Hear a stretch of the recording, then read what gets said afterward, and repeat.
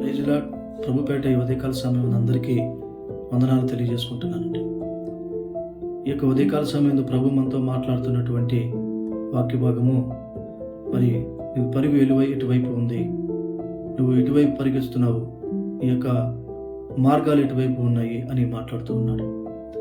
మన పరుగు మరి దేవుని వైపు ఉండాలని, దేవుని రాజ్యం వైపు ఉండాలని, దేవుని యొక్క గమ్యం వైపు ఉండాలని, సత్యం వైపు ఉండాలని, ప్రేమ వైపు ఉండాలని, అదేవిధంగా దేవుని యొక్క ఆశీర్వాదాలు పొందుకునేదిగా ఉండాలని ప్రభు కోరుకుంటున్నాడు. ప్రభు యొక్క ఉద్దేశం ప్రభు యొక్క ప్రణాళికలో భాగమై ఉంది. కాబట్టి మన పరుగు దైవికమైనటువంటి పరుగుని కలిగి ఉండాలి. దేవుని యొక్క ఆశీర్వాదాలు పొందుకునేటువంటి వారిముగా మనం ముందుకు వెళ్ళాలి. ప్రభు యేసుక్రీస్తు వారు నేనే మార్గము అని అన్నాడు. కాబట్టి ఆ మార్గంలోనికి మనం వెళ్ళేవారిగా మనం ఉండాలి. ఇహలోక సంబంధమైనటువంటి మార్గంలో మనం ప్రయాణం చేసినట్టయితే మనకు మరి నిత్య నరకము అనే అంశంలోనికి మనం వెళ్ళేవారిగా ఉంటాం.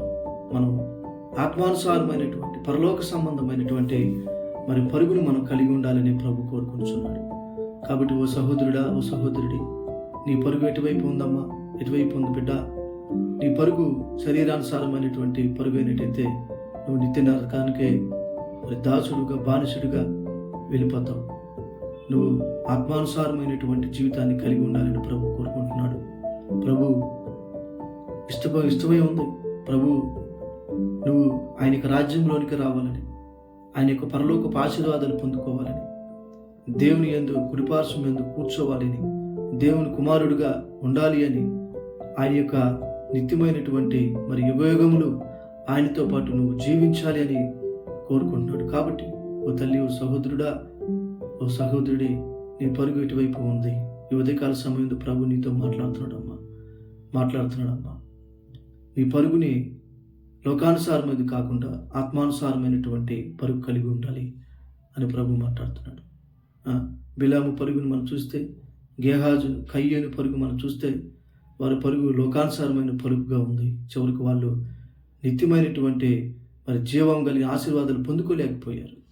అబ్రహాం గారి పరుగు దేవుని ఆతిథ్యం ఇవ్వడానికి పరిగెత్తాడు. దావీదు గొల్లియాతును మరి సంహరించడానికి, దేవుని నామాన్ని దూషించేవాడిని సంహరించడానికి పరిగెత్తాడు.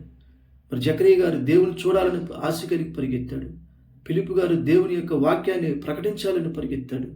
పౌలు గారు మరి దేవుని యొక్క బహుమానాన్ని పొందుకోవాలని ఆయన ఎంతో ఆశ కలిగి మరి ప్రయాణించినట్టుగా మనం చూస్తున్నాం. కాబట్టి అటు కృపలోనికి మనం వెళ్దామని ప్రభు మనతో మాట్లాడుతున్నాడు. ఈ వాక్యాన్ని బట్టి ప్రభుకి వందనాలు. ఆమేన్. Praise Lord. హల్లెలూయా.